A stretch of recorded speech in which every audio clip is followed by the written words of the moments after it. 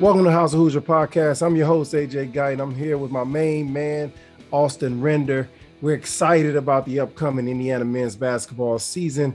We're looking to take you through a little preview from our perspective of what we can expect from our Hoosiers in 21-22 season. How you doing, Austin?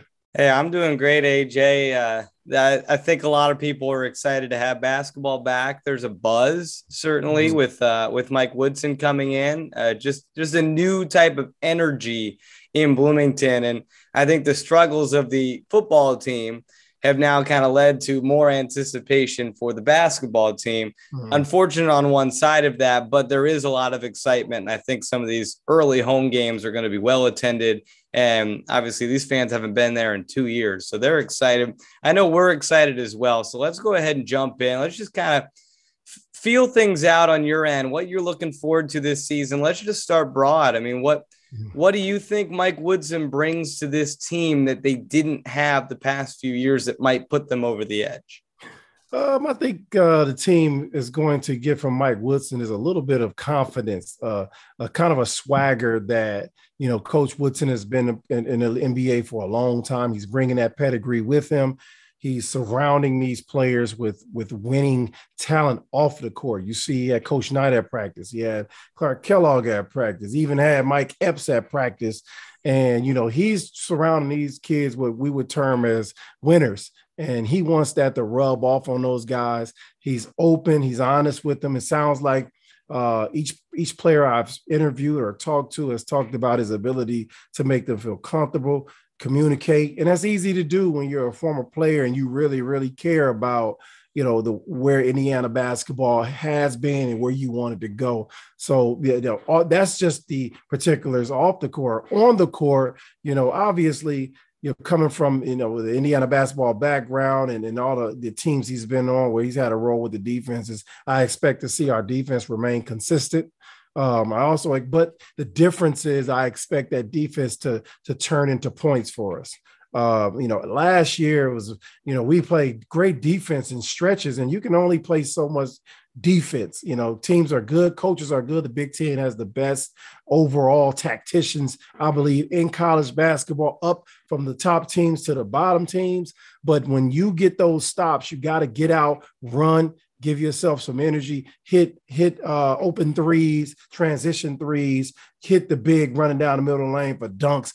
They did that every now and then last year, but I feel like this year that will be the pace of the team will be a little bit different. Not that they're going to score 20 more points, but the ability to finish what you started when you get a defensive stop, I think will be key, along with three-point shooting, along with getting to the free throw line more and providing spacing for Trayce down low.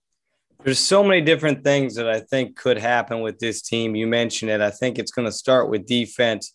You'll hear from Race Thompson at the end of this episode, and that was one thing he really harped on was defense. And let's talk about that man you just mentioned, Trayce Jackson-Davis. He's an All-American preseason. He's the leading returning scorer in the Big Ten.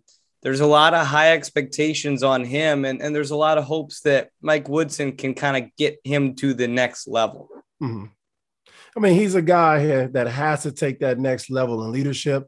I mean, toyed around with the NBA a little bit, but I knew that he had unfinished business at Indiana. You have to be able to get to the tournament and make a run in that tournament in order to solidify yourself as one of the all-time greats and one of the best players to play. So what he has to do is understand is first score inside efficiently. Once he's being double teamed and teams are scheming against that, he's got to get those assist numbers up. Only had 39 assists last year. I want to get that number up to about 3 a game if he can, 2.5, 3 a game, to where he's finding people or he's getting that hockey assist by finding people outside, make the next pass. That's the first thing. I want him to use that left shoulder more.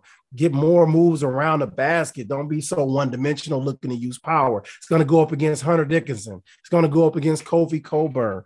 I mean, this is what the Big Ten is all about. It's big physical guys. They're not going to just let you turn to your right shoulder and shoot a jump hook every single time.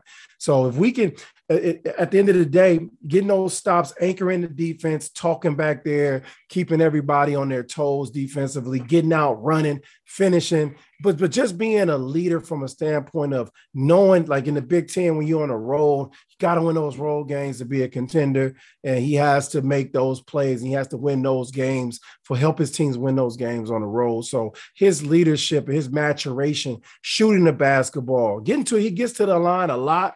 But, he shot 65% from the free throw line last year. Let's get that number up to the high 70s if we can, mid 70s at the least, so that we can convert on those more. Because he's a guy that gets to the line. He gets to the line a lot. He attempted 229 free throws last year. So he needs to improve on that. And then finally, every once in a while, picking and popping, knocking down a 17-foot jumper is where NBA scouts will begin to drool a little bit and say, okay, he's been in the lab. That time with Coach Woodson, Dane Fife, Kenya Hunter, and the staff is really working for him. So big year for Trayce Jackson-Davis. It is. And you mentioned the physicality of the Big Ten. You know that very well. You played in the Big Ten. You know what Big Ten basketball is all about. How important is it going to be for this team to add a guy like Michael Durr, who now gives them an extra body, kind of what Joey Brunk would have been last year if he were healthy? Now it can maybe take some of that stress off of Race and Trayce. I mean, that's what the game has gone to. It's you have to have depth at that position. You have to give Trayce Jackson-Davis some rest. He cannot be out there, for an average of 35 minutes a night. Like if he's doing that, then we don't have depth at that position. And we have to, you can toy with the lineup a lot when you have a guy like Michael Durr coming in for Trayce. You can go small. You can put Jordan Geronimo at the 4, or you can put what's my man, Trey Galloway at the 4. You can spread the floor. You can run some dribble drive, hard rim rolling for Michael Durr, finishing at the rim, throwing some lobs up to him with Xavier Johnson and Finney and these guys. So, or you can just go big. You can play them together. You can play Race Thompson at that position. We talked to Race about his ability to stretch it out and improve his game. So we're excited to see that version of Draymond Green out of Race Thompson, which I think he's capable of to a certain extent. So it's going to take a load off of Trayce, but he's still going to have to be that guy that comes in as a stabilizer, whether it be verbally that game or whether it be with sheer brute strength. He still is going to have a major role in making sure that Indiana is competitive each night.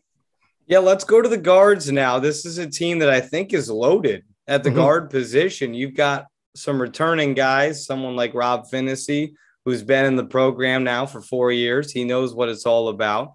You've got guys like Tamar Bates coming in as a freshman who's expected to make an instant impact. You got a transfer in Xavier Johnson, who most of the players are calling the fastest player they've ever played with.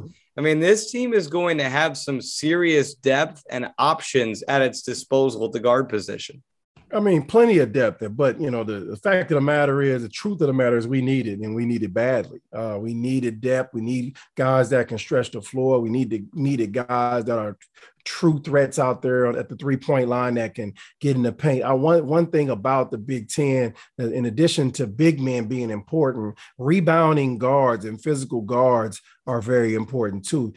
Sometimes you can play 3 guards, 4 guards, and play small, but you're going to get beat up on the backboard a little bit when you do that. I like to see Trey Galloway, getting more rebounds at the guard position. Like them initiating some offense, just throwing the defense off and doing a lot of different things with the offense that I think Coach Woodson is capable of. It looks like Xavier Johnson may be our starter at the point guard position with a guy like Finney backing him up. That's experience upon experience. Xavier Johnson's going to have an adjustment period, getting used to playing, even though he's fast. Fast doesn't matter in the Big Ten. The coaches are so good preparation-wise, they'll slow you down. And once they slow you down, then they have the advantage. Tamar Bates, he's going to be important. But freshmen are inconsistent, especially on the road in the Big Ten, which is very important. We can all play at home, with the crowd behind us. But can we knock those same shots down? Can we be physical? Can we be consistent on that road when that team goes on an 11-0 run or 11-6 run and the crowd is going crazy? Got to be able to stick that jump shot. You got to be able to get to the line and make those free throws. And most importantly, I mean, we also have Anthony Leo coming off the bench. Maybe, he has an opportunity to solidify himself as a top three-point shooter in the Big Ten. So, I mean, the depth is a lot better. We have a lot more options. Coach Woodson has a lot more to toy with when it comes to playing big, playing small, playing quick, playing fast. So it's going to be interesting to see who's been in the gym this summer. And that's what I'm looking forward to seeing. Who's really – everybody talks it. But who's been in the gym and those percentages going to show it when they play the game? Mike Woodson went out and got some guys, but the cupboard wasn't empty either. There's a lot of talent still on this team carrying over from last season. One of those guys he went out and got, though, that we haven't mentioned yet. And this was a 32% three-point shooting team a year ago. Mm-hmm.